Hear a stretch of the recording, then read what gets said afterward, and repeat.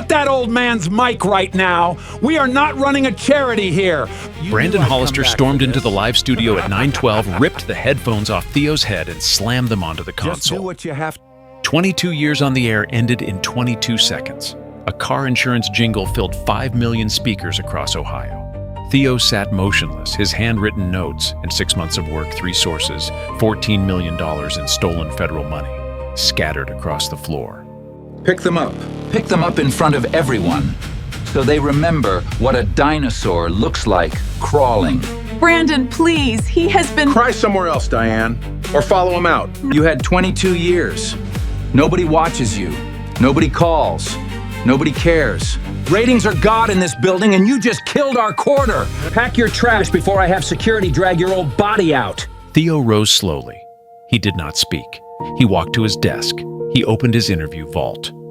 38 minutes of audio. An accountant, a CFO, 6 shell accounts. He attached the file to one email. The recipient was a 26-year-old investigative reporter at the competing station 2 miles east. A woman he had quietly mentored for 4 years. A woman whose middle name was Caldwell.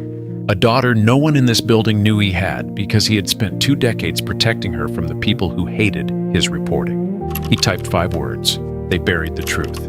Bury them. He sealed an envelope, placed it on Hollister's desk, walked out at 9:41. He did not look back.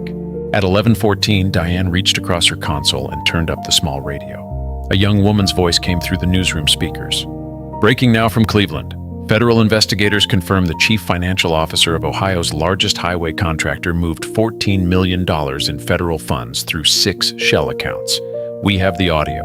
The newsroom did not move. Hollister stepped into the doorway, tablet in his right hand, rating graph bleeding red. His station had dropped 31%. The competitor had climbed 240%, both numbers on the same screen. He stood there for 9 seconds. The young voice on the radio continued. This story was given to me by the greatest journalist I have ever known. He taught me everything. He is also my father. The tablet slipped from Hollister's hand. He ran to Theo's desk, empty. Cold coffee, 1 envelope.